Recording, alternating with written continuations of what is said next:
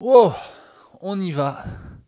Ça fait bizarre parce que ça fait un moment que je veux enregistrer ce podcast et que j'y arrive pas. Pour être honnête, ce serait peut-être même la deuxième fois que je le supprime. J'ai pas trop assumé ce que je disais ou alors j'arrivais pas à mettre les mots, à transmettre ce que je voulais dire. Youtubeur sportif, mon but n'est d'influencer personne, mais c'est de vous raconter mon parcours, de vous le partager. De un, parce que j'adore ça. De deux, parce que peut-être ça peut aider certaines personnes. Disons que c'est un peu mon propre journal intime d'être là et de vous parler, de te parler à toi qui es en train de regarder la vidéo ou d'écouter ce podcast dans ta voiture. Bon, c'est arrivé jusqu'ici, c'est sûrement que tu as vu cette première vidéo des 14 essais que j'ai postés. Alors si tu vois la vidéo, tu te dis bon, c'est un peu bizarre quand même, le mec il se prend pour qui, qu'est-ce qu'il fait? Si tu regardes ce podcast jusqu'au bout, si tu l'écoutes attentivement, tu vas comprendre un peu le message que je veux transmettre. Ce réel de 14 essais et toute la suite des autres choses qui vont arriver, ça a un sens. Il a pour but de faire le bilan sur mon année 2023-2024, saison rugby.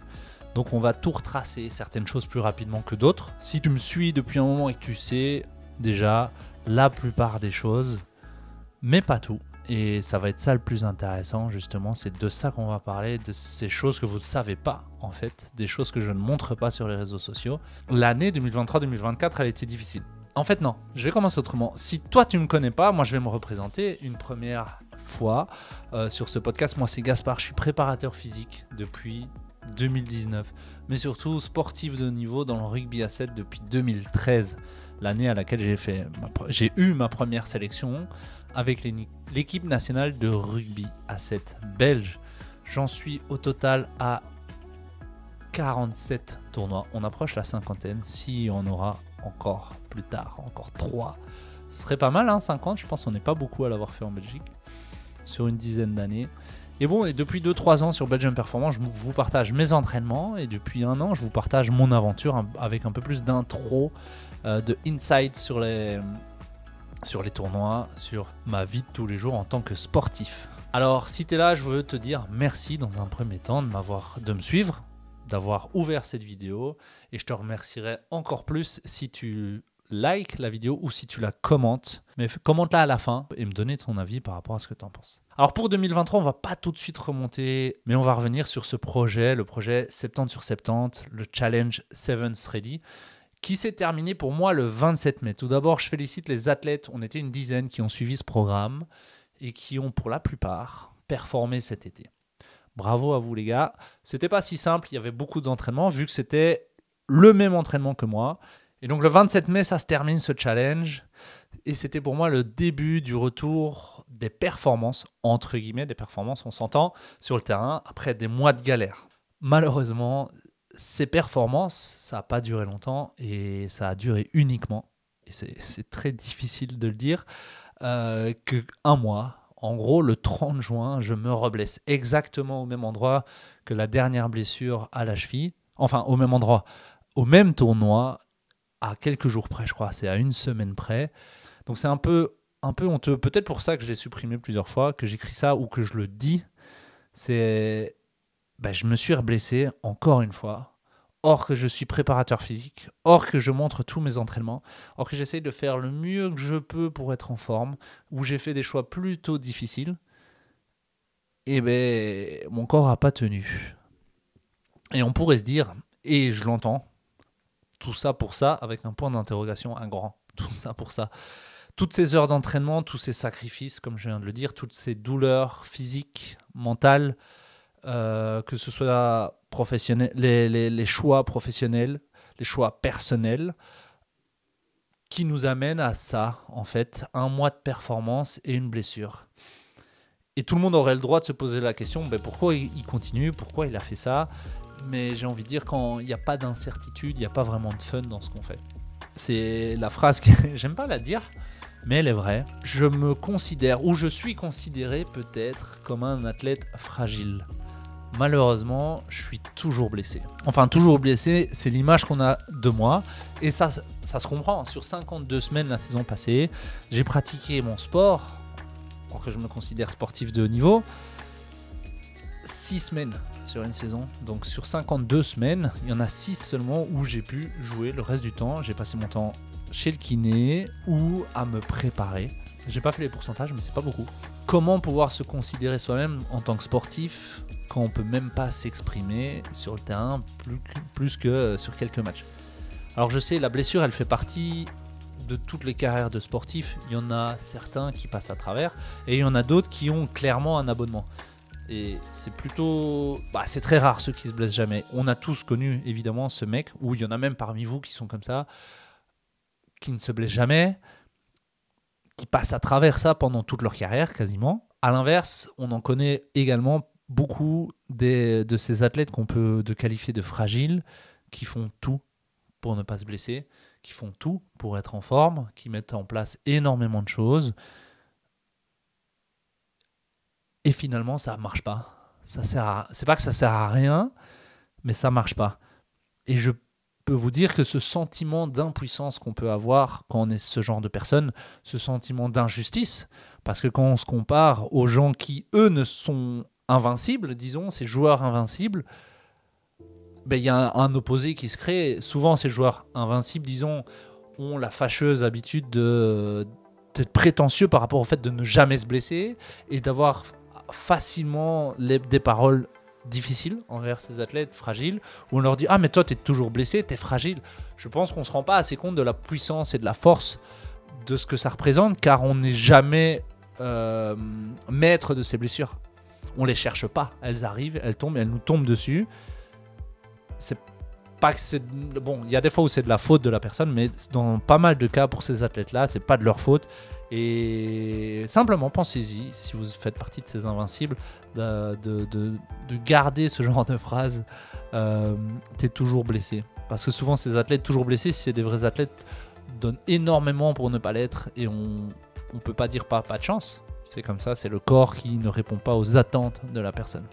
Enfin, soit, c'était un petit mot parce que c'est vrai qu'on me l'a souvent dit. Qu'est-ce que c'est chiant de devoir se justifier, soi-disant se justifier. Il n'y a pas de raison de justifier, c'est pas moi qui choisis mon corps. Je suis né comme ça. Qu'est-ce que je peux faire d'autre que essayer de m'entraîner mieux et correctement pour que mon corps puisse assumer la charge que d'entendre des phrases « toi t'es toujours blessé ». Alors que de l'autre côté, cette personne invincible n'a pas choisi d'être invincible. C'est pas comme si je voulais pas l'être. J'aurais bien aimé. Non, cette personne a eu la chance de ne jamais se blesser ou alors d'éviter toutes les situations qui peuvent poser problème.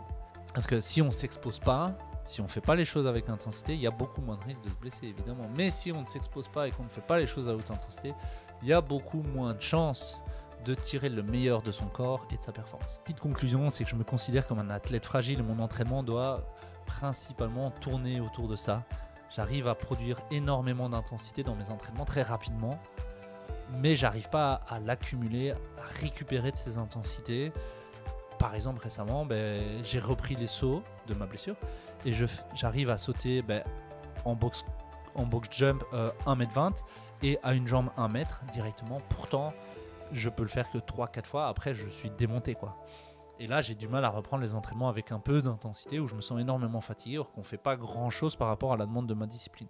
Mais tout ça, ces blessures, pourquoi je m'appelle un athlète fragile? C'est simple, parce que toute ma carrière a été rythmée par les blessures. Après 3 mois, quand je commence, donc en 2013, après 3 mois d'entraînement avec l'équipe nationale, je souffre de tendinopathie rotulienne aux 2 genoux. Enfin, d'abord genou droit et puis genou gauche. Bon, simplement, c'est clair, là, c'est mon corps qui n'était pas prêt. Je ne savais pas ce que c'était de s'entraîner. J'avais à peine 20 ans. Je venais d'un petit club, donc on n'avait pas énormément de pratique. C'était 2 fois semaine. Et là, je me retrouve à des entraînements qui durent de 8h à midi, toutes les semaines, plus les cours d'éducation physique, etc., etc. Je me souviens de la première fois que j'ai eu mal au genou, tellement elle m'avait marqué. Et ces blessures-là, ces tendinopathies qui sont passées de gauche à droite sur les genoux, je les ai traînées pendant 3 ans. Environ 3 ans où finalement je ne performais pas, où je ne progressais pas spécialement parce que tout tournait autour du fait d'essayer de ne pas avoir mal, d'essayer de m'entraîner.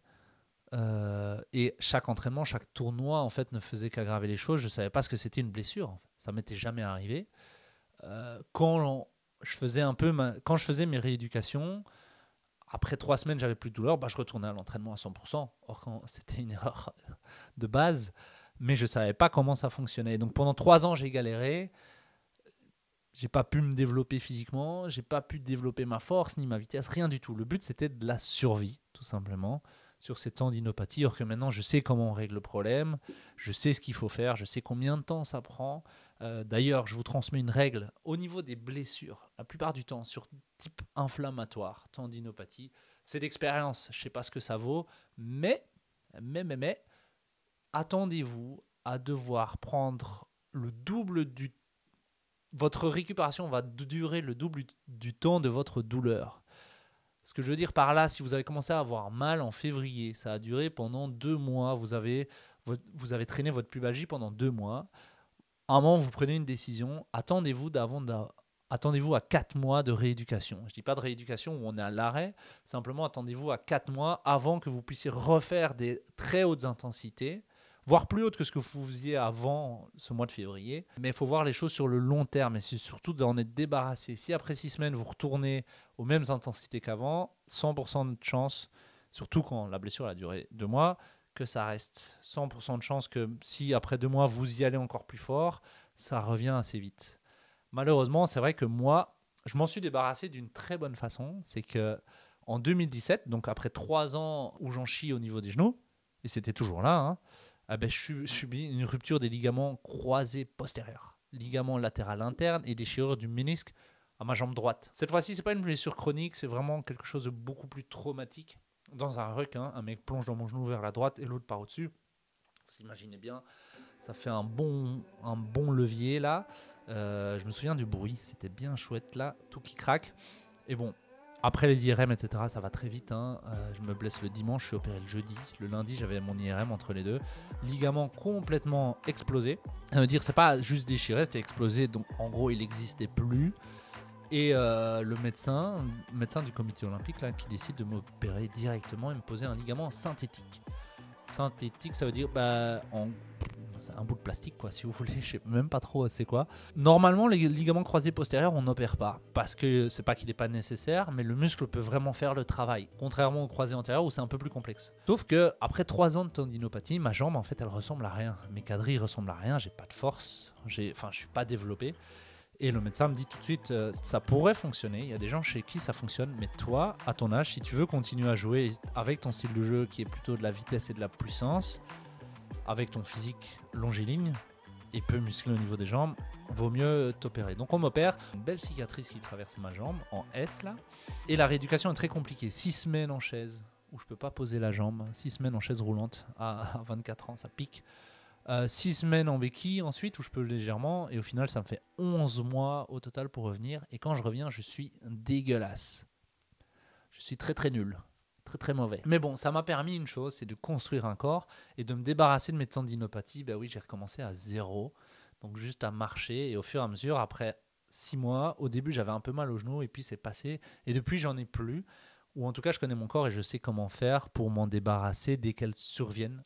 Alors juste pour se rendre compte que quand on est jeune, on est insouciant. La blessure, on calcule pas vraiment tout ce qu'elle comprend au niveau physique déjà, pour plus tard, savoir ce qui va se passer plus tard. On veut juste on s'en débarrasse et revenir sur le terrain le plus vite possible. Alors à ce moment-là, moi, ça m'atteint pas trop. Ça me fait juste chier de m'être fait les croisés, de pas pouvoir jouer au rugby, mais ça s'arrête là. Mais c'est les premières fois quand même que j'entends ce mot de tu te blesses tout le temps et t'es un peu fragile quand même.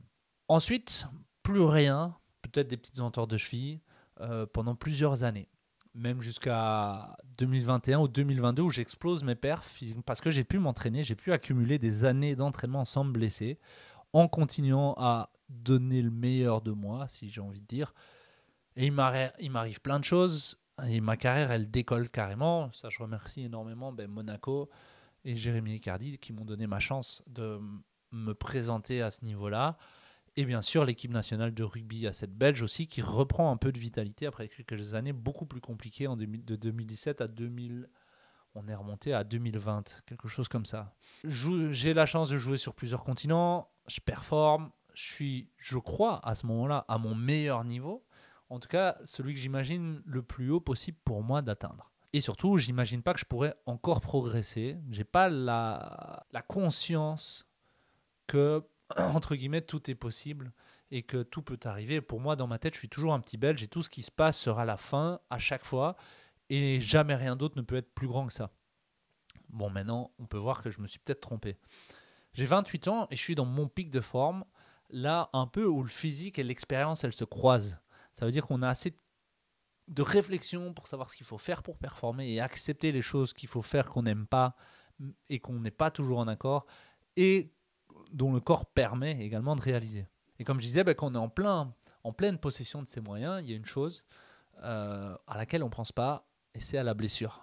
Et si vous blessez pas souvent, ou si vous êtes en bonne santé, je pense que, comme pas mal de gens, jamais vous êtes monté sur un terrain de rugby en vous disant « j'espère ce week-end je me blesse pas ». Normalement, si tout va bien, on n'y pense pas du tout, sauf si on n'a pas envie de jouer. Pourtant, à l'inverse, quand ça arrive, il y a tout un monde qui s'écroule autour de nous. On n'est finalement jamais préparé à ça. C'est peut-être même un peu bête de jamais être préparé à quelque chose qui va arriver la plupart du temps, surtout dans notre sport. Alors je donne tout pendant 2 ans. De côté beaucoup de choses pour réussir, que ce soit d'abord financièrement, personnellement, je prends quelques risques au niveau professionnel. En gros, on se met dans le dur. Et puis, il y a pas mal de tournois qui se passent. Avec Monaco, on est champion de France à l'Inextenso en 2022. Avec la Belgique, on part en Afrique du Sud au Challenger. On gagne une étape. On termine 2e. Donc, le travail, entre guillemets, il paye. Malheureusement, on ne peut pas toujours faire ça. On ne peut pas toujours tout sacrifier. Et trouver un équilibre, c'est hyper important. À Hambourg, en 2023, comme vous le savez, sur le dernier tournoi de la saison, un bête match sans important, je me détruis la cheville. Les 3 ligaments latéraux externes sont déchirés complètement. Je vous avoue que c'est un peu difficile, après tous les sacrifices que j'ai fait à ce moment-là, d'entendre « allez, encore une action », alors qu'avec le coach, on avait défini un temps de jeu précis, justement parce que j'étais fatigué, parce que je faisais beaucoup. Et c'est ces mots-là qui ont eu une influence énorme sur ce qui se passe après. La suite, vous la connaissez, sur un saut. À ce moment-là, vu que je suis compétiteur, je fais abstraction de tout, de cette sensation que j'ai au fond de moi qui me dit qu'il ne faut pas la jouer ce moment-là. Moi, je suis venu pour jouer, je ne suis pas venu pour récupérer et pour éviter la compétition. Des kick-offs, j'en ai fait énormément. Pourtant, je m'en souviens encore, j'étais un peu en dehors de mon corps. Enfin, j'étais pas présent à ce moment-là et c'est ça qui fait que je me blesse. Je suis trop fatigué, j'ai plus un bon influx nerveux et quand je pose mon pied, ma cheville, je passe à travers. Et finalement, je parle de cette blessure-là. Il y en avait beaucoup d'autres avant. Pubalgie, les RPE, ils étaient à 10. Mon corps, en gros, il n'en pouvait plus. Tout ça parce que j'ai fait peut-être un peu trop à ce moment-là où je reste amateur et j'ai pas la récupération nécessaire parce que je dois aller travailler, je dois me lever le matin. Je vous avoue qu'à ce moment-là, je m'étais jamais senti aussi faible. Je crois que c'était juste l'esprit de compétition qui m'avait fait tenir jusque-là, sans envie de jouer, de performer et de tenir pour cette équipe. On va pas refaire le parcours complet de cette blessure. Si vous voulez, il y a déjà un podcast qui est sorti là-dessus. Des bilans médicaux, les opérations, comment ça s'est passé. Et si vous voulez aussi voir un peu la rééducation, je vous invite à suivre les réels sur Instagram. C'est là que ça avait commencé avec Belgium Performance. Après cette blessure-là, il faut rapidement accepter tout ce qui se passe. Et ça, c'était déjà une première épreuve à laquelle je n'étais pas préparé. Pour moi, je n'allais pas me blesser. Pour moi, derrière, il y avait encore plein de choses à faire. Et donc, tout change. Il faut vite accepter. Et surtout, encore pire que ça, dès qu'on a subi l'opération, déjà le choix de se faire opérer, pour moi, je n'étais pas d'accord, entre guillemets. J'espérais que mon corps récupère. Malheureusement, ce n'était pas possible. On se fait opérer. Puis, dans ma tête, en 6 semaines, je reviens. Super con le mec. 6 semaines, tu reviens. Ouais.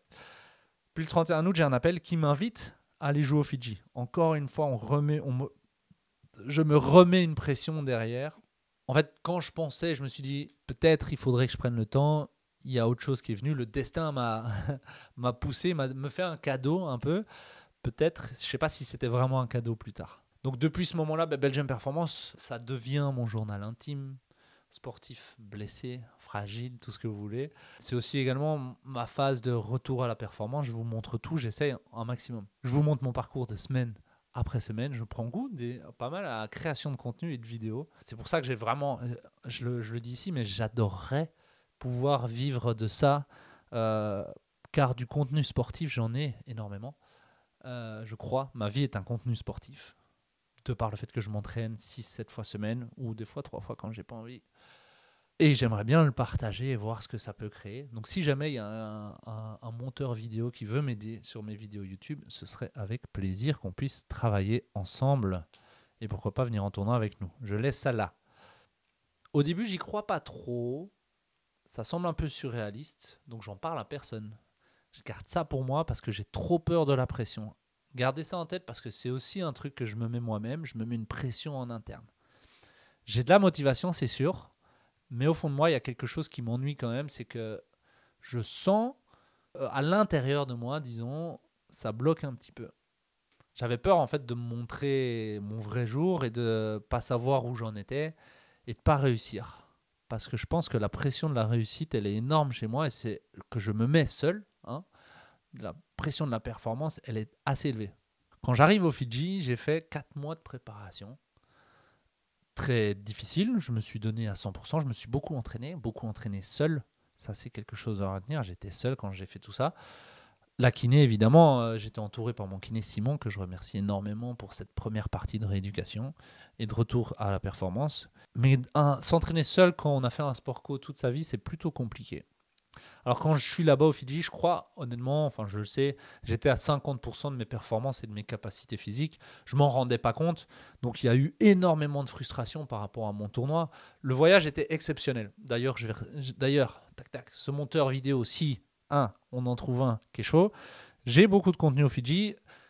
Je vais essayer de monter moi-même, mais si quelqu'un veut m'aider, parce que j'ai vraiment beaucoup de contenu et c'est exceptionnel, je crois. Surtout pour les joueurs de rugby qui aiment ça. J'adorerais vous partager l'aventure, mais je veux que ce soit bien fait et moi, j'y arrive pas. Je le repose là. Sûrement le plus beau voyage de toute ma vie. Par contre, il y a un truc qui ne va pas. Rugbystiquement, je suis mauvais et j'accepte pas d'être mauvais. J'ai plus été remplaçant pour un tournoi de rugby à 7 depuis, je crois, 5-6 ans. Et là, je suis remplaçant, voire je joue pas. On me met même pas sur la feuille de match. Et il y a plein de trucs qui me traversent la tête. C'est, ok, je suis un Belge, donc on ne me calcule pas. Les gens ne croient pas en moi. Je suis nul. Et je m'énerve tout seul. Et en plus, je joue que avec des anglo-saxons, donc personne ne parle français. C'est super dur de se faire comprendre et de s'exprimer. Et donc, je suis dans une frustration énorme où je suis coincé à l'autre bout du monde, sans pouvoir parler à personne, sans pouvoir me être réconforté, disons.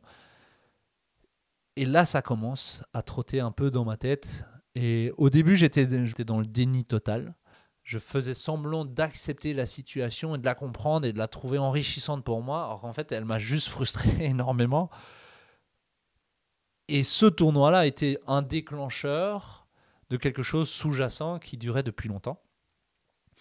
Alors je reviens des Fidji et dès que je rentre, je me mens encore à moi-même en me disant que tout va bien. Je suis appelé pour l'équipe nationale et j'y vais tout de suite. Je suis revenu depuis à peine un mois. En fait, mon niveau physique, il est pourri. Mais puis je passe 2 semaines au Fidji où je fais que manger des nouilles et de la noix de coco et dormir un peu partout, enfin, soit pas m'entraîner donc.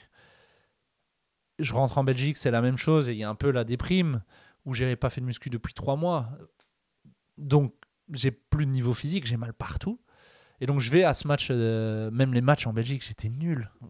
C'était mon premier vlog là contre Sony. Qu'est-ce que j'étais nul! C'est honteux. Pour un compétiteur, pour moi, c'est honteux ce que j'ai fait. Alors, c'est dur mentalement, mais j'accepte d'aller. Et dans ma tête, je trouve ça normal qu'on m'invite à aller jouer contre l'équipe nationale, or que je suis hors forme au possible. Commence le stage, 1 entraînement, 2 entraînements, et là, impossible. C'est dur mentalement, surtout déjà parce qu'en fait, je me réveille le matin et j'ai mal partout. Ma cheville est raide. Ça, au Fidji, j'avais mal déjà à la cheville, mais bon, je me disais, c'est mon premier tournoi, c'est normal. Mais en fait, j'avais pas joué au rugby depuis Hambourg, donc plus de 6 mois. J'ai fait juste un tournoi au plus haut niveau avec une cheville mais défoncée, pas de cardio, rien. Je me réveille tous les matins, j'ai mal partout, j'ai mal aux ischios, au bas du dos, aux épaules. J'ai pas de physique. Je sais pas aligner trois efforts à haute intensité. J'étais pas là, en fait. La phase la plus dure, chaque accélération, j'avais l'impression que mon corps allait me lâcher, quoi. Et je forçais. J'essayais de de pas montrer aux autres que mon corps était plus présent. J'ai essayé de cacher que j'étais complètement à la ramasse. Donc ça veut dire que je vais cacher aux autres que ça allait pas et me convaincre que ça allait. Qu'est-ce que je suis égoïste en plus quand j'étais frustré quand j'ai pas été repris. J'étais en mode non, c'est pas normal et tout, je comprends pas. Or qu'en fait, tant mieux. Tant mieux pour l'équipe, surtout pour le match qu'il fallait jouer, que j'ai pas joué. J'avais rien. En plus, on parle physiquement là, mais rugbystiquement, t'as rien fait pendant 6 mois, tu peux pas être bon. Ça marche pas comme ça. Tu le sais quand t'as 30 ans maintenant. Maintenant, je sais que le rugby, c'est aussi de l'entraînement. La performance doit s'entraîner et on peut pas s'arrêter. Oui, on peut faire un exploit. Comme j'ai pu tenir le coup et jouer au Fidji et retrouver quelques sensations et faire des choses bien. Oui, on peut faire des exploits, ça arrive. C'est justement la définition. C'est quelque chose d'imprévu. Mais par contre, les répéter, ça, c'est pas possible. Et je vais jouer en club, on joue contre le Kituro. Et là, c'est un peu la fin, la sanction de tout ça, très rapidement ce qu'on a vu, mais de toute cette charge que je me suis mis, de cette pression que je me suis mis depuis la blessure à la cheville en voulant revenir le plus vite possible, en allant au Fidji en n'étant pas en forme, en me mettant la pression au Fidji, un retour en Belgique qui est très difficile évidemment, on part 3 semaines à l'étranger, on vit la plus belle aventure d'une vie, on revient en hiver, sûr à 100%. En gros, ma tête lâche avant mon corps, finalement, ce match contre le Kituro, où j'ai l'impression de me voir jouer. En fait, je suis encore une fois pas dans mon corps. Et j'arrive même pas à assumer encore à ce moment-là que je peux plus jouer au rugby, quoi, physiquement et mentalement. C'est surtout mentalement, ça veut dire, là, j'avais honte de moi, j'avais honte de l'image que je renvoyais, moi qui me prétendais sportif de haut niveau, qui me prétendais préparateur physique, qui me prétendait être en forme, de voir ce que je faisais sur le terrain, ne pas avancer, être constamment fatigué, avoir mal, boiter, dire non quand on me demande de sortir. Et alors, le balle en main, tout était au ralenti, j'arrivais jamais à prendre les bonnes décisions, le ballon dans mes doigts, ça c'était trop bizarre. Un truc qui m'arrivait au Fidji aussi, j'avais une balle en main et j'arrivais pas à la tenir correctement. Elle me semblait genre pas normale à tenir, alors que ça, c'est un truc que je peux faire d'habitude, c'est tenir la balle à une main et savoir où la mettre, où l'acheter. Et là, rien du tout. Même aplatir, ça me paraissait un geste qui fonctionnait pas. Et là, pendant ce match-là, c'était l'enfer. Et donc, je sors, je passe cette ligne et je m'écroule complètement mentalement. J'étais dans une phase que je connaissais pas, dans une blessure inconnue à ce moment-là, quelque chose qui s'appelle la dépression du sportif. Alors, je connaissais les dépressions d'office, les dépressions d'après-carrière, mais en tant qu'amateur, je ne connaissais pas la dépression du sportif dans la carrière. Ça veut dire qu'en gros, simple, pour faire court, mon corps ne voulait plus, ou ma tête voulait plus que mon corps joue au rugby. Ça veut dire que tout ce qui avait attrait à la discipline me créait des angoisses. Simplement, juste imaginer jouer au rugby, j'avais juste peur. Ça n'a pas de sens. Je me posais des questions sur est-ce que je sais le faire, est-ce que je ne sais pas. J'avais constamment des questions dans ma tête, que ce soit par rapport à mon corps, est-ce que je vais me reblesser, est-ce que je suis capable, est-ce que ça vaut la peine, etc. Et puis par rapport à la performance, est-ce que c'est possible que je revienne à mon niveau. J'étais angoissé par l'idée de m'entraîner, de jouer et de devoir performer. Tombe à ce match-là contre le Kituro, mais ça n'a rien à voir. Ça vient en fait de l'année d'avant, où pendant la saison de rugby à 7, je me suis mis de côté pour l'équipe. Ça veut dire que j'ai forcé, comme je disais, tous mes RPE étaient à 10, fatigue, je ne dormais pas, j'avais des pubalgies qui m'empêchaient également de dormir et de jouer. Je jouais sous anti-inflammatoire. Et ce qui se passait, c'est que je ne voulais plus jouer.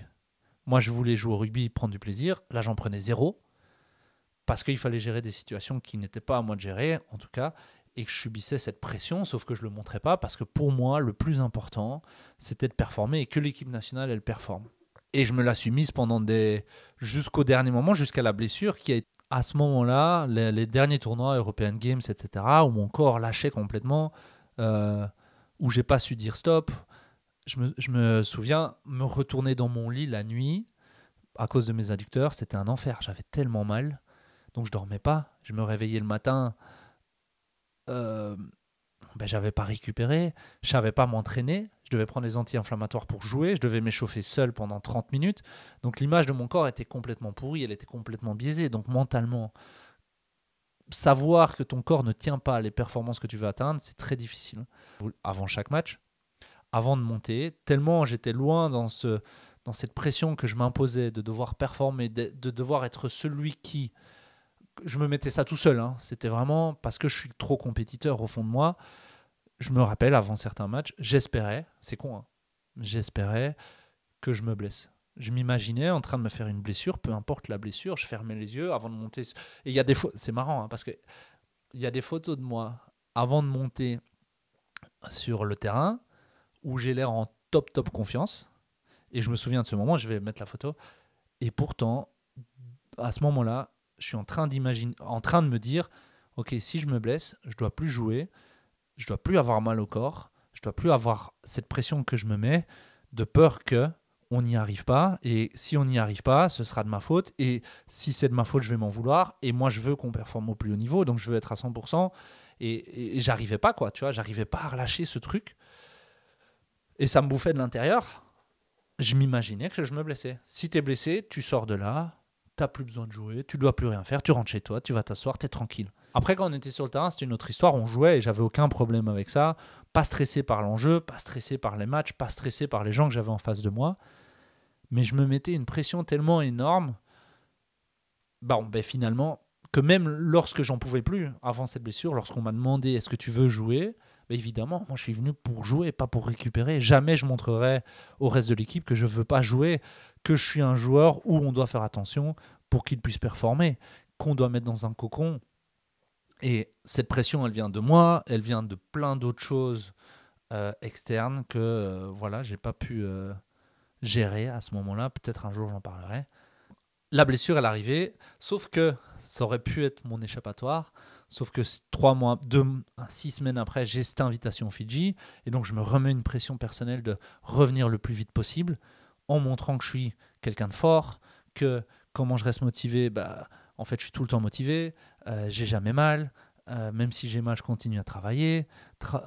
Voilà, et en fait, j'ai caché tout ça derrière une image. Enfin non, c'est pas que j'ai caché, mais c'était là, c'était présent. Et le tournoi au Fidji, où j'ai pas pu m'exprimer, où toute ma frustration de m'être blessé finalement, d'avoir passé une saison de merde la saison d'avant, avec des résultats pourris, avec un corps faible. Je reviens sur cette histoire d'athlète fragile, hein, pas faible mais fragile, ça explose. Après, en rentrant des Fidji, ça explose. Sauf que je l'assume pas, je le sais pas. Parce que je viens de passer. Comment je peux dire que ça va pas ? Je suis amateur. Il suffit d'arrêter de jouer si ça va pas quand tu es amateur. Ça n'a pas de sens. Ça n'a pas de sens de parler de dépression parce que ça n'existait pas dans ma tête non plus de me sentir mal à cause de mon sport. Pour moi, mon sport, il représentait que du plaisir. Donc pourquoi je suis mal ? Je suis pas un sportif olympique. J'ai pas de pression financière. J'ai fait ces choix. Je me les suis imposés. Et encore plus, le regard des gens, d'assumer que on fait une dépression sportive. Déjà là, le dire, d'assumer que ma tête, ça va pas. Or que je m'entraîne tous les jours, or que c'est mon métier, or que j'ai joué au plus haut niveau, que je puisse exprimer moi, celui que j'ai pu atteindre, en tout cas j'espère, peut-être qu'il y en aura d'autres. Hein. Ce que je veux dire par là, c'est que la blessure, et surtout la performance sportive, elle n'est pas que physique, elle est aussi mentale, peu importe votre niveau, peu importe qui vous êtes, parce que c'est la pression que vous vous mettez, vous. Il y a la pression interne, et moi, elle était extrêmement grande parce que je voulais rendre les gens fiers. Ça avait énormément d'importance pour moi d'être le meilleur, de donner le meilleur de moi-même. Et puis la pression externe, le regard des autres, la pression des résultats, qui peut-être était inexistante, mais que je créais moi-même autour. Et puis ensuite, nier était la pire des erreurs, croire que ça n'existe que chez les professionnels. Mais en fait, c'est comme dans la vie, hein, ça dépend de chacun. Donc pour dire que c'était difficile à ce moment-là d'en parler, d'accepter, en ayant autant dédié aussi, de dire putain, tous les choix que tu as faits finalement pour te mener vers, entre guillemets, un échec. Moi, je me considère comme un sportif qui se définit par ses performances. Et à partir d'un moment, j'avais plus le droit de performer. Et donc, j'arrivais plus à me définir, je savais plus ce que j'étais, ce que je représentais et ce que je pouvais faire passer comme message. Non pas que je savais faire, enfin si, quasiment, je savais faire que du sport. C'était uniquement ma raison d'être.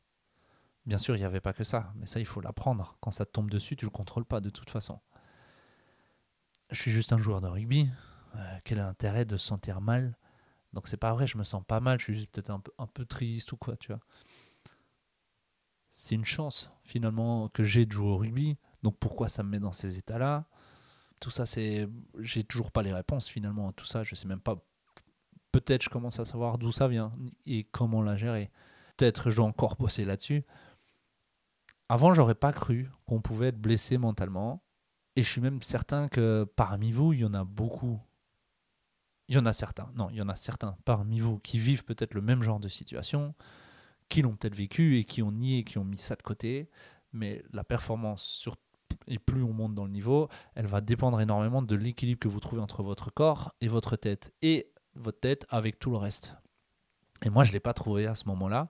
Et il y a eu un enchaînement de causes qui ont fait que ça a explosé à ce moment-là, où ma discipline qui devait me rendre heureux ne faisait que me créer des craintes et des peurs, que ce soit des peurs pour le futur et sur le présent. Ça veut dire qui je suis vraiment, qu'est-ce que représente le sport pour moi s'il me fait souffrir, est-ce que je suis juste quelqu'un de faible parce que j'arrive pas à performer, mais aussi parce que ma tête ça va pas, comment je vais faire dans ma vie si je m'écroule à chaque moment, ou comment est-ce que je vais réussir à reperformer. Cet état d'esprit, elle dure surtout dès que je me revoyais refaire au début la kiné, c'était waouh, j'en suis là vraiment quoi. Parce que dès que j'ai accepté que j'étais pas bien, que j'ai mis un peu de côté le rugby et que j'ai essayé de faire un bilan, ça a pris du temps, ça a pris 2 semaines, tout ça. C'était ces étapes-là de comprendre. Mais mon corps lâchait aussi, quoi. Ça veut dire que je savais plus courir, je savais plus sauter. Ça fait mal partout, mais partout, partout, partout. Tout ce que j'avais caché pendant plusieurs années, peut-être, était de retour. Étant un grand stressé, disons, ambitieux et compétiteur, il y avait énormément de choses, énormément de frustration qu'il a fallu dégager par rapport à la saison passée. Alors mentalement, il faut du temps. Maintenant, j'en ai pris pas mal. Il y a surtout la meilleure manière, c'est de s'entourer, donc d'avoir des gens avec qui échanger. Moi, j'ai eu des personnes de proches, avec des proches, évidemment, des personnes peut-être un peu plus éloignées finalement, qui m'ont beaucoup aidé, chez qui j'ai pu dire les choses, accepter ce qu'elles étaient, euh, et les partager avec de la compréhension, parce que souvent quand on est dans cet état-là, on a un peu un raisonnement illogique, c'est-à-dire qu'on n'a pas une réflexion, oh non. Donc ça s'est passé sur des longs échanges avec des personnes. J'ai écrit aussi beaucoup ce que je pensais, les douleurs que je pouvais avoir, mentales, psychologiques. Et après tout ça, j'ai juste compris comment mon esprit fonctionnait pour performer. Si la performance vous tient à cœur, qu'elle soit individuelle, qu'elle soit haute ou pas, entre guillemets, tant qu'elle vous tient à cœur, votre tête est très importante. La performance, elle va reposer sur plusieurs piliers. Et il y en a un qui est très oublié. On s'en occupe uniquement quand ça va pas, malheureusement, à l'inverse du corps. Et c'est la tête. Et souvent, c'est trop tard à ce moment-là et il faut retravailler différemment. Alors, peu importe si on vise les JO, si vous les visez ou pas, sachez que les gens sont autour de vous pour vous aider, et beaucoup plus que ce que vous le croyez. Par exemple, cette fois-ci, c'est un énorme risque que je prends de vous présenter le fait que mentalement, en tant que sportif, j'ai pu être dans des états qui font que je contre-performais, or qu'il aurait suffi d'en discuter à ce moment-là. Certains auront un jugement négatif par rapport aux phrases à ce que j'ai pu annoncer, de vous présenter le fait que mentalement ça allait pas. D'autres plus positifs, à vous de faire les choses. Moi de mon côté, j'ai accepté et je sais ce que je vaux personnellement, surtout quand ça va bien, et maintenant ça va beaucoup mieux. Mais à ce moment-là, c'était vraiment vraiment pas drôle de sentir, voilà, tu te fais inviter au Fidji et finalement t'es nul à chier. Donc est-ce que t'es pas une merde un petit peu? Ton corps il est faible, tu te blesses tout le temps, t'as mal, est-ce que ça sert à quelque chose? T'y arrives pas de toute façon, tu fais des sacrifices financiers et t'y gagnes rien derrière. Et puis bon, imaginons les critiques un peu extérieures par rapport à ces choix, de se montrer, tu te montres sur les réseaux sociaux et pourtant t'es nul, t'assumes ta passion et pourtant c'est pas suffisant. Donc tout ça, c'est plein de phrases qui me traversaient l'esprit à ce moment-là. Mais la plus forte quand même, c'est le fait d'avoir peur de monter sur le terrain et d'espérer se blesser pour que toutes ces pensées négatives disparaissent. Et peut-être qu'à ce moment-là, et peut-être si vous avez déjà eu ça, que ce soit à cause du stress de votre corps qui ne tient pas ou de la peur de la performance, n'hésitez pas à en parler. Par exemple, je vous laisse mon compte Instagram à disposition et envoyez-moi un message juste pour en l'échanger. Simplement le fait d'accepter et de le transmettre, l'information, ça fait énormément de bien. Alors à partir de ce moment-là, je choisis de changer un peu mon fusil d'épaule parce qu'au bout d'un moment, il faut s'y remettre. On est en mars environ. Pendant un mois, je fais pas grand-chose. La solution, c'était de, comme je l'ai dit, reconstruire un corps. C'est pour ça que j'ai lancé le challenge 7 Ready de 70 jours parce que je savais que 70 jours plus tard, j'avais les échéances de rugby à 7 avec l'équipe nationale, ce qui pour moi était extrêmement important. Enfin, j'ai donc travaillé dur avec l'établissement d'un programme, le lancement du projet et des athlètes qui m'ont accompagné. Ça m'a également forcé à devoir assumer mes choix avec eux. Ça veut dire que lorsque je disais que j'allais faire X séances, je devais les faire. Donc ça, c'était déjà pas mal parce que je peux vous dire que les premières séances, je pense que je mettais des fois 1h45 pour faire une séance qui devait en durer 30, quoi. Je devais faire 30 minutes de séance et j'y arrivais pas. C'était trop dur pour moi. C'était un combat mental surtout de retrouver la motivation, de retrouver des sensations physiques parce que mon corps voulait pas. Je devais faire des séances où je devais faire du 4x10 au développé couché par exemple. J'avais des haltères de 12 kilos et j'étais en galère. Mon corps m'avait complètement lâché, m'avait complètement abandonné et m'avait dit mon gars, ça va prendre du temps. Et donc j'ai pris énormément de temps pour moi avec ce qui me faisait plaisir, reconstruire mon corps et accepter que ça allait aller mieux. Parce que dans les premières semaines de cette situation, c'était plutôt jamais j'y arriverai. Et puis on est devenu ça va peut-être aller mieux. Heureusement, j'ai été encadré aussi par le staff de l'équipe nationale à 7. Donc premier rendez-vous avec le nouveau coach, j'ai expliqué la situation. J'étais très cash et j'ai dit voilà, ça, je veux plus de cette situation-là, je veux que ce soit comme ça. Et heureusement, grâce à lui qui a été assez ouvert, on m'a retiré le statut Enfin, j'avais plus ce statut de capitaine au début, j'avais plus la pression de devoir jouer tout le temps. Et donc j'ai fait le premier stage à Toulon en tant qu'accompagnant. Je venais juste me remettre en forme.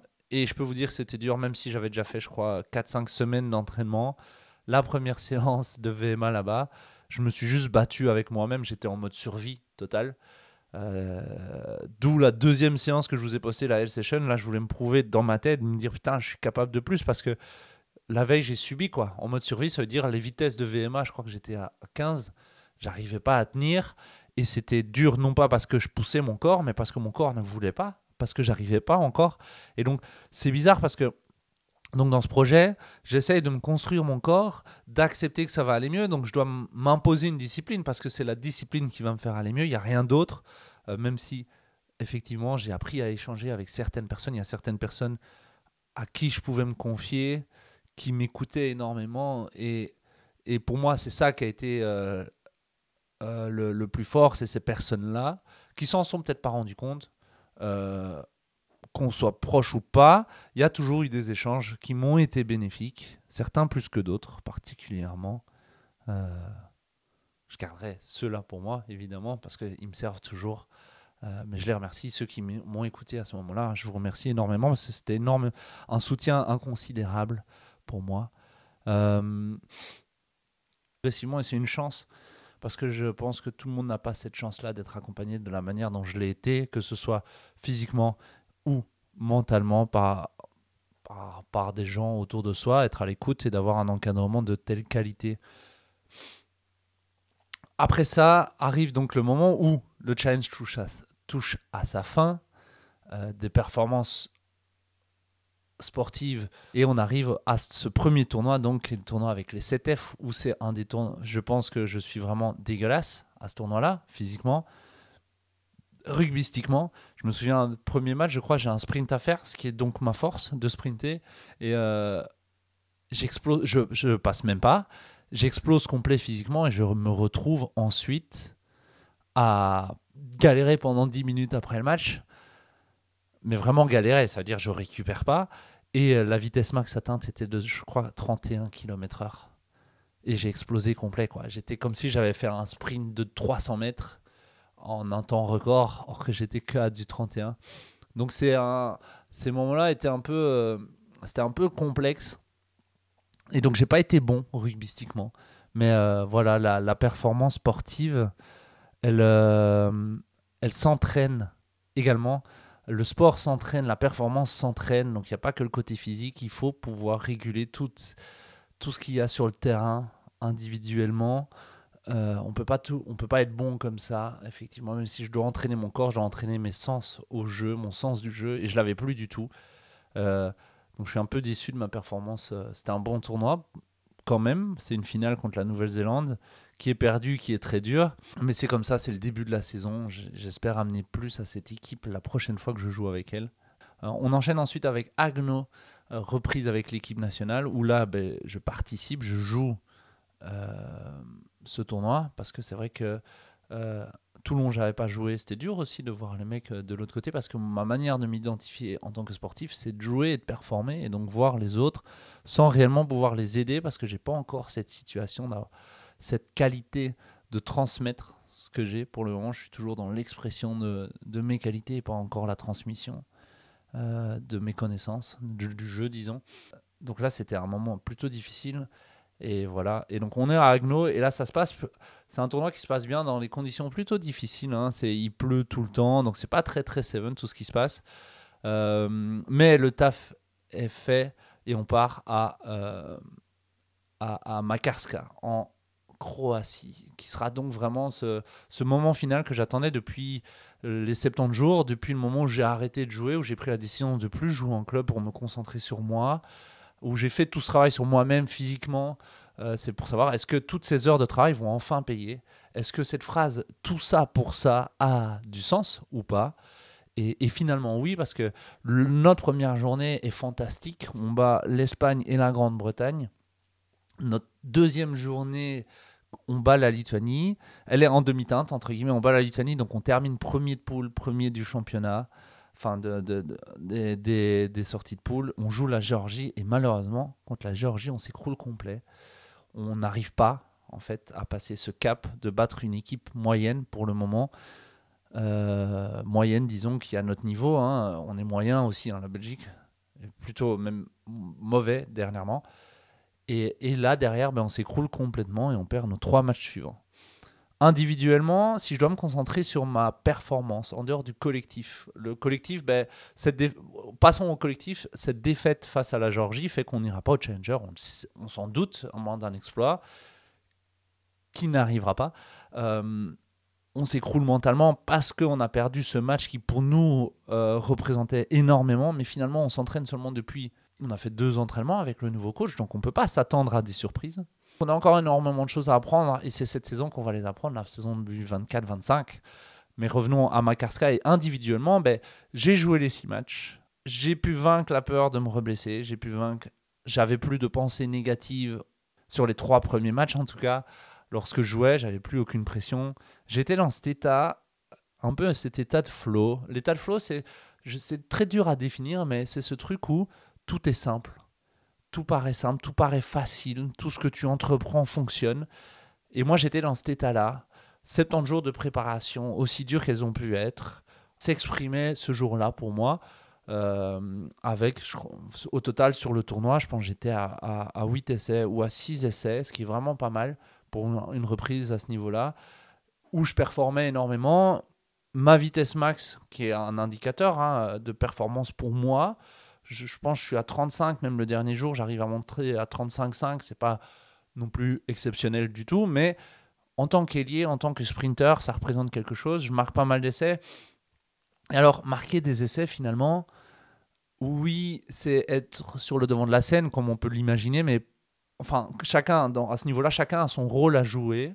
Et en tant qu'ailier, moi, mon rôle, c'est marquer des essais. Si j'en marque pas, j'apporte pas ma pierre à l'édifice comme je devrais le faire, qui est de faire gagner l'équipe, mais ça c'est collectivement. Si je marque pas, ça veut dire que j'arrive pas à terminer les actions, le travail qui a été fourni par les joueurs avant moi. Mon rôle, quand j'ai la balle en main, c'est simplement de marquer. Ça paraît super égoïste dit comme ça. Ceux qui sont dans l'équipe peuvent le comprendre. Si ton ailier ne marque pas, à quoi il sert réellement? Si ton ailier ne casse pas la ligne, ne crée pas des déséquilibres, ne bat pas au moins un adversaire, quel est l'intérêt d'avoir un joueur à ce poste-là qui soit le plus rapide du tournoi, le plus rapide de l'équipe? Ben, il ne sert à rien. Et moi, mon rôle, ben justement, c'est ça. Et c'est pour ça que marquer des essais, ça veut dire que je fais bien mon taf pour l'équipe, pour qu'on avance ensemble vers gagner des tournois, progresser et gagner des matchs surtout, et devenir meilleur. Parce que c'est en gagnant qu'on devient meilleur, dans le sens où on progresse, on joue des meilleures équipes, on est invité à plus de tournois. Et donc individuellement, je suis très content de moi, des bonnes sensations. Je me fais une petite frayeur à la cheville, on va pas se mentir.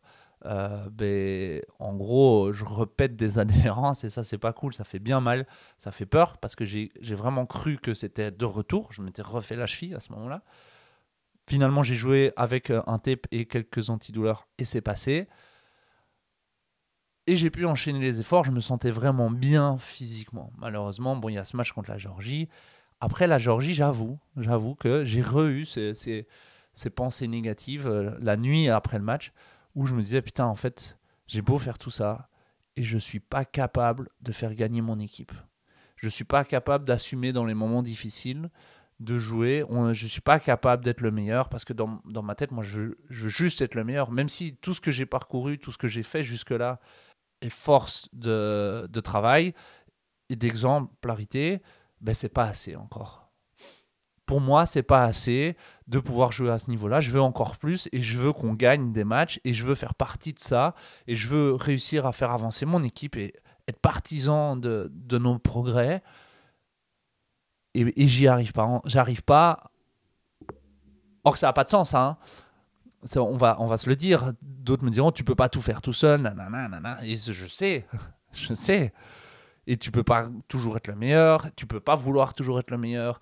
Et c'est des trucs qui Et donc j'angoisse évidemment pendant cette nuit-là encore de savoir que j'y arrive pas, que mon corps a pas tenu, que j'ai mal et quand est-ce que ça va fonctionner? Est-ce que ça sert à quelque chose? Finalement, je suis pas bon. Il faut que j'arrête en fait. Vaut mieux que j'arrête maintenant avant que je devienne vraiment le pire joueur de l'équipe et que j'ai cette image du joueur qui traîne et qui continue or qu'il a rien. Mon corps commence à dans ma tête, mon corps, j'ai ces pensées-là où je veux plus jouer.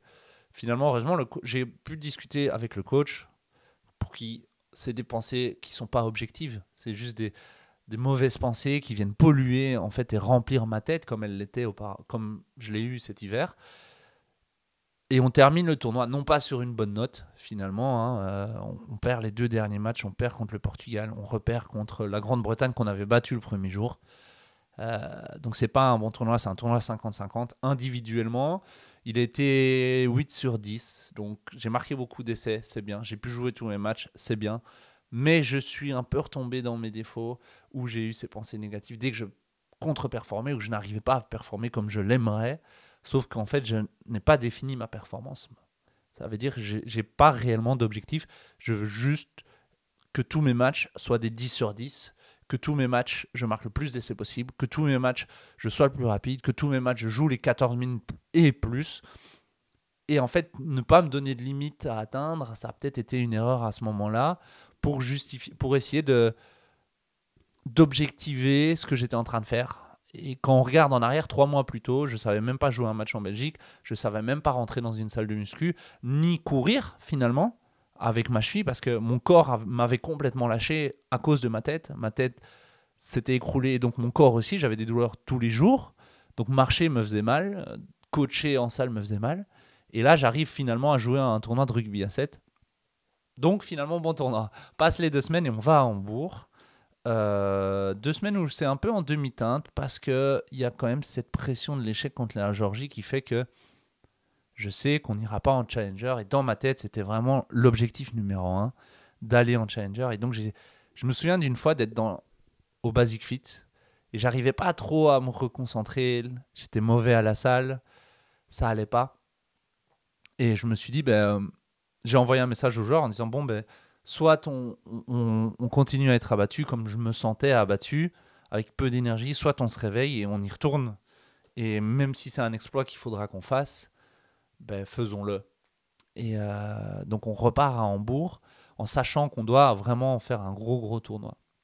On joue d'abord le Portugal. Malheureusement, on perd contre le Portugal. Donc ça, c'est une défaite qui fait mal parce que tu commences mal ton tournoi. On perd tout juste, 22, 23, quelque chose comme ça, ou 20, 23, ou j'en sais rien. On prend l'Irlande et là, on se fait démonter complètement contre l'Irlande. Et là, ça pique un peu quand même. Là, on joue vraiment les mecs, enfin, qui vont aller, une partie des joueurs qui vont aller au JO et on voit le gap qui est entre eux et nous, le gap de travail, le gap d'exemplarité, le gap de professionnalisme, d'intensité, de jeu, de connaissance de jeu. On se fait démonter la gueule. Ça faisait longtemps quand même, 50 points, je crois qu'on prend. À 7, ça va, c'est chaud à 7 quand même. Franchement, on prend 50 à 7, t'as que 14 minutes pour en prendre 50. Hein. Et puis, donc, on doit faire un soi-disant exploit contre la Croatie. On y arrive, à nous de mettre 60 points, je crois, à la Croatie. Un match plutôt plaisir où là, cette fois-ci, on arrive tous ensemble à se connecter et à appliquer les tâches qu'on s'était... pas les tâches, mais les principes de jeu qu'on s'était imposés. Ce qui fait qu'on passe quand même en poule. On retombe contre l'Irlande, où cette fois-ci, on n'en prend pas 50, mais on perd quand même. Mais on joue beaucoup mieux, beaucoup plus relâché. Et puis derrière, on rejoue la Géorgie dans ce match de classement. Je crois qu'avant de jouer la Géorgie, je suis à mon 13e essai sur les 2 manches. En marquant ce 14e essai, je me blesse. Alors la situation, on peut la revoir plein de façons différentes. Peut-être j'aurais dû faire la passe. Si je fais la passe, je ne vais pas au contact, je ne me blesse pas. Peut-être qu'auparavant, on aurait dû faire la passe plus tôt. Peut-être pas faire ça. Il y a plein de choses qui se passent. Simplement, c'est vrai que dans ce match, j'étais un peu pris par le match. Je vois pas qu'il y a un changement, donc je repasse centre. Moi, j'ai l'impression que je suis dernier. Quand je prends la balle dans ma tête, je suis le dernier. Il y a personne en face. Finalement, le mec se tourne, se défend un peu. Je vais au contact et en fait, en tapant, je tape mon genou dans sa cuisse. Je le sens pas tout de suite. Et puis, je marque cet essai et je veux me relever et d'un coup, ça me lance dans le mollet et dans la cheville. Et je me dis, waouh, j'ai pris un coup direct et tout. Je marche et je dis à Arnaud, ça va pas quoi. On me met un vieux bandage et je continue, je trottine et je me dis, ouais, la douleur, elle va passer. C'est que avec l'adrénaline, dans 10 secondes, c'est bon. On joue, on a la balle, une action, ça fait 1 minute. Hop, la balle vient vers moi et là, je me dis, ok, je vais commencer à courir, ça va passer. Et je fais 3 pas. Je vais mettre la vidéo, je fais 3 pas, 4 pas, 5 pas et il n'y a rien en fait. Ma jambe ne tient plus. Je décide de sortir. Je n'ai pas le choix en fait. Je sors. J'accepte direct. Je sens qu'il y a quelque chose. Arnaud fait les tests après le match. Il me regarde et il me dit que c'est compliqué. Moi, je sens qu'il y a un truc, c'est dans mon genou, mais je ne sais pas trop parce que j'ai mal au mollet en fait et à l'arrière. Bon, il s'avère que je me pète le ligament croisé postérieur.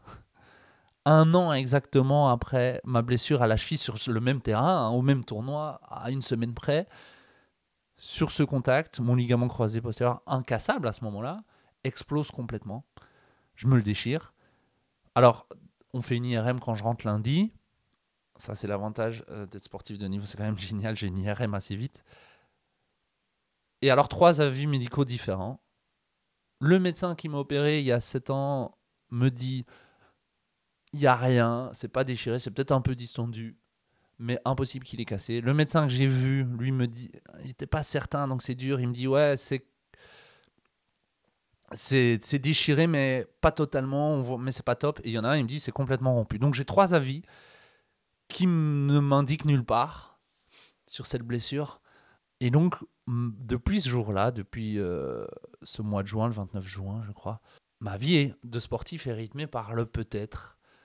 On verra et on ne sait pas, parce que c'est vrai que quand je parle de cette blessure et que j'en parle au kiné, quand j'en ai parlé au kiné, quand on a vu les bilans, la situation n'était pas comme avant où on te dit souvent ouais, t'inquiète pas, tu vas revenir, ça va aller, tu vas revenir plus fort.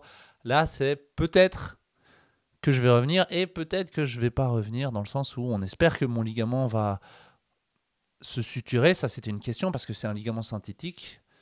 D'ailleurs, on choisit de ne pas opérer, bien par contre, hein, et donc, c'est vrai que quand j'apprends ça, j'ai un peu un monde qui s'écroule pour moi. Encore une fois, j'avais totalement oublié que je pouvais me reblesser.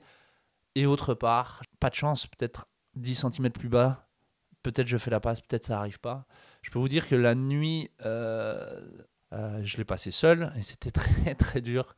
Très, très dur. Je ne savais pas marcher, j'avais mal à crever.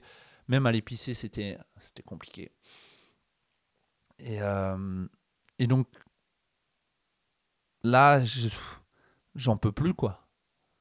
À ce moment-là, Je m'en souviens, dans cette chambre d'hôtel, j'en peux plus. Pourquoi faire tout ça pour se reblesser encore un an après? Je me dis, mon corps me trahit encore une fois. Ce corps d'athlète fragile, comme je vous en parlais au début, me trahit. Je le contrôle plus. Parce que dès que j'essaye quelque chose, il casse.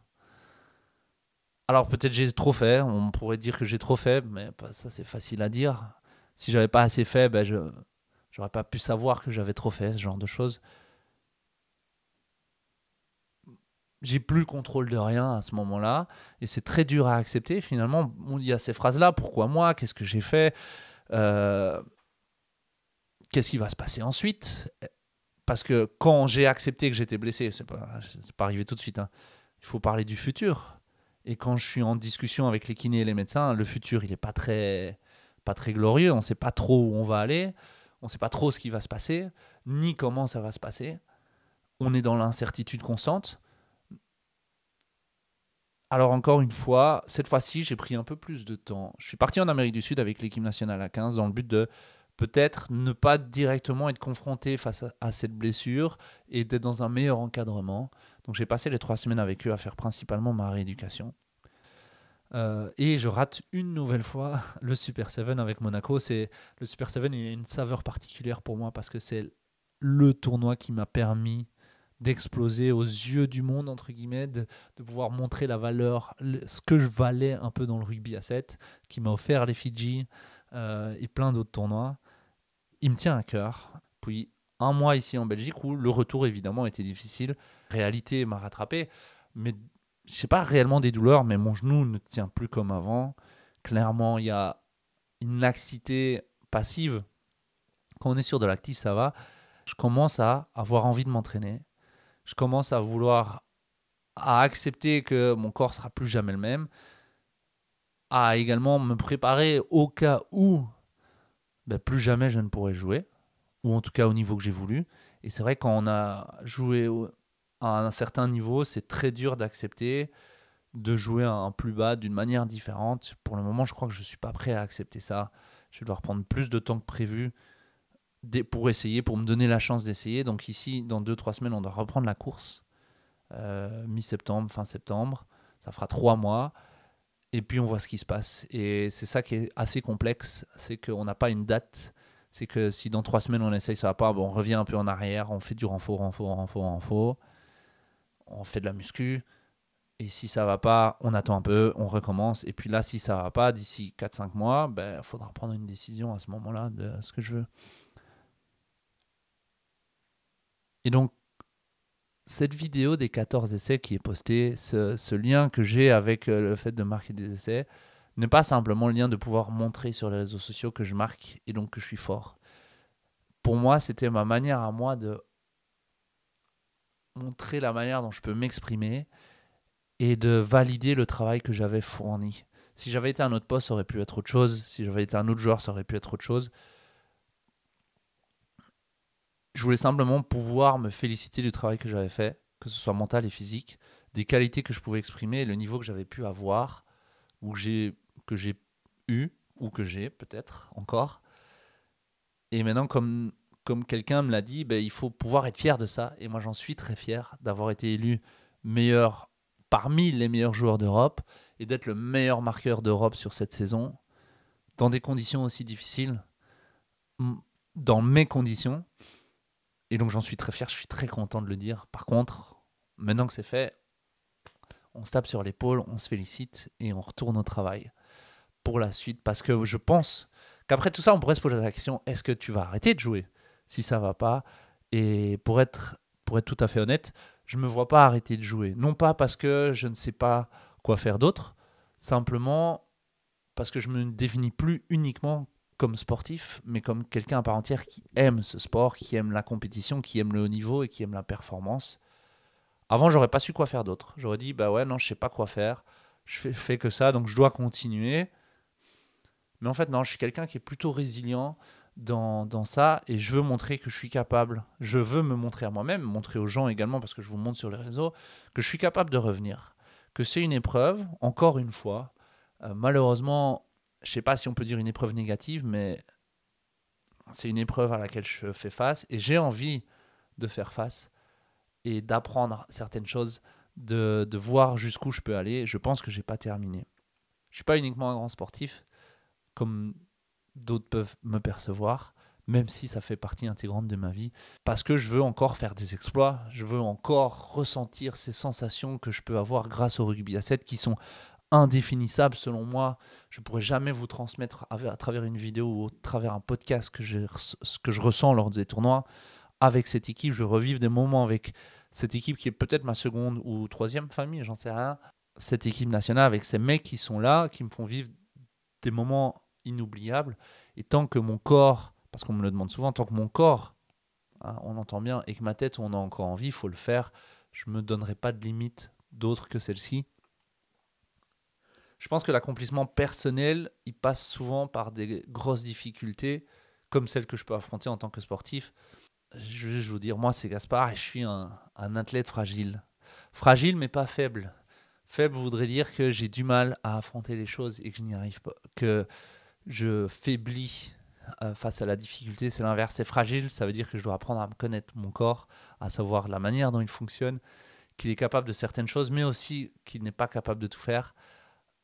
Et également que mentalement, je dois effectuer énormément de travail.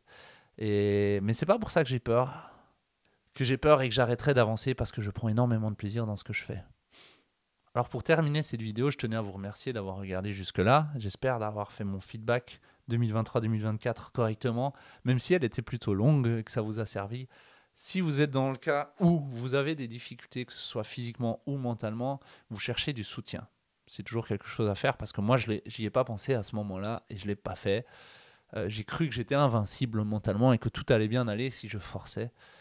Peu importe votre niveau, que vous jouiez en division 3, disons, voire même en dessous, ou que vous visiez les Jeux Olympiques, faites-vous accompagner avant que ça arrive. Parce que des fois, même quand ça va bien, il faut pouvoir en parler, il faut pouvoir dire que le comprendre et pouvoir en profiter quand ça va, et anticiper les moments où ça ira pas, parce que ça arrive toujours, que ce soit dans votre vie de sportif directement ou dans ce qui se passe aux alentours, il faut apprendre à gérer ces moments-là. Si vous ne savez pas à qui en parler, que vous en avez peur, je vous ouvre un peu mon compte Instagram, entre guillemets, vous pouvez m'envoyer un message et je serai ouvert par rapport à ça. Moi, je viens de passer un moment plutôt difficile personnellement. Voilà pour ce récap 2023-2024. J'ai hâte de la suite. Bien évidemment, vous allez retrouver toutes les vidéos de mes entraînements sur Instagram où on va essayer de créer un peu plus de contenu. Si jamais tu as écouté jusque-là et que tu es monteur vidéo sur YouTube, contacte-moi, ça pourrait m'aider énormément et on discute du projet. Et bon début de saison à tous et à bientôt. Moi, c'est Gaspard Lali, je suis préparateur physique et sportif de haut niveau pour encore quelques années.